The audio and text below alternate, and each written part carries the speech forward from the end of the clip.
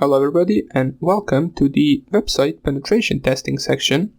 Now, before we begin with explaining some of the basic terms and things you will need to know, let me just show you where you can download the intentionally invulnerable virtual machine that we will use as a web pen testing machine. So, you just go open up your Google Chrome and type this link into your search bar, which is https://projects/owasp/bwa. When you type that, it will lead you to this page, where you basically just click here on the download. Once you click here on the download, it should start downloading the 1.7 gigabytes large zip file, which will take some time to install, but once it does, the process of installing the virtual machine itself is rather easy and fast. So since I have already this zip file installed on my Windows 10 host machine, I will close this installation process or downloading process. You just wait for it to finish and you will basically end up with this file right here. Well, not this file right here, which is the Owasp broken web apps VM 1.2.7z. The file, as you can see, is a WinRAR file and it is zipped. It is the size of 1.69 gigabytes. And once you get this file, you want to extract it. So just extract it to any folder you want and you will get all of these files right here.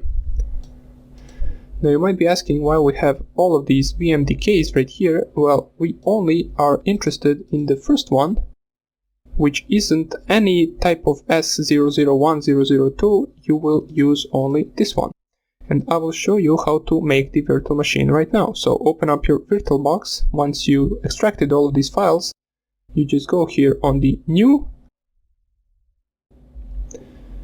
and here you type here the name of your virtual machine. You can name it Owasp if you want to. Here you pick the Linux and here you pick the Ubuntu a 64-bit. So find Ubuntu 64-bit and just type here next. You cannot create the machine folder Owasp in the parent. Okay, so I already have this machine, so I can just type here Owasp1, and here you can leave it on 512 megabytes, it doesn't matter, so just click here next, and under the hard disk you go to the use an existing virtual hard disk and you try to find, let me just show you, if you open up the extracted folder, you want to click on the first one, which is the Owasp broken web apps -cl1.vmdk. So you pick that one and click here open and choose. Once you choose that, just click here on create and you created your virtual machine. So in order to start your virtual machine, just click here on start and basically it will finish the process of installation of the virtual machine by itself. So we will just wait for it since it doesn't take that long. After that, it will prompt you with the username and password for the virtual machine, which while this is installing, let me write you into the notepad file. So the username will be, where is the equal sign, will be root, and the password will be Owasp BWA. So once it prompts you with the username and password, just type these two right there. Now this also, as well as Metasploitable, is not a GUI machine. It is basically a command line machine. So you will only be able to execute commands from here. As we can see, it prompted us with a login. So Owasp BWA login, type here root, and as a password, type here Owasp BWA. Owasp BWA. And once you do that, it will log into your command line. And the only thing we want to do from here is basically configure our IP address in order to be a part of our local network. Now be careful if you don't expose this machine to the untrusted network, as it is a machine full of vulnerabilities. So if you can, just keep it on host only or on the net, but in my case I will just put it on the bridge adapter, since I will perform scans from another virtual machine that is also on the bridge adapter, so we want to make them both belong to our local host. So in order to do that, first of all, just close this machine. So you need to close it, type here OK, go on to the settings for that virtual machine. Basically, we just do the same thing that we did for our Kali Linux. Go under network, find bridge adapter and choose your network interface. Once you do that, also make sure cable connected is checked and click here OK, and you are set to go. So right here, if we type here, if we open up our machine, I will show you what things do we get from it. And in the next lectures, I will teach you some of the basic stuff you need to know in order to continue web pen testing. Now, just wait for it to boot up, and once again, it will prompt you with username and password. And once it does that, we are good to go.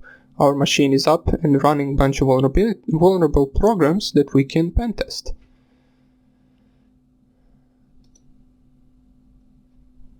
So here we can see it is starting a bunch of the programs.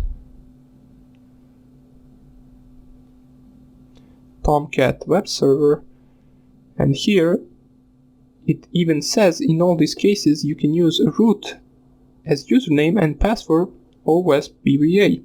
So in case you forgot, you can just read it from up here and type here the password, and it will log into you to your command line. So if we type here once again ifconfig, we will have a IP address of 192.168.1.9, which belongs to our local network. Now let me show you what happens when we visit that IP address. So just go onto your Kali machine or from your host machine, it doesn't even matter. Open up your Firefox and type here the IP address of your virtual machine. It will lead you to this page, and you will see a bunch of these options right here, which you can click on. For example, if we go Owasp right here, you will get a bunch of, as you can see, malicious file execution, information leakage, improper error handling. This is just a bunch of programs running for you to test, and we will cover most of them, not all of them since that will take a lot of time, but most of them. You can even see some of the login pages. As we can see, authentication required. We have no idea how to get in here, but we will find out soon enough. As we can see, Apache Tomcat, it gives us the version, a bunch of vulnerable programs that we will test in the future videos. But until then, you can experiment and see what kind of things we have right here, and we will pen test them later on after I finish explaining some of the basic stuff you need to know in order to continue. So this is it for this lecture. We'll cover the HTTP protocol in the next lecture, and I hope I see you there. Take care.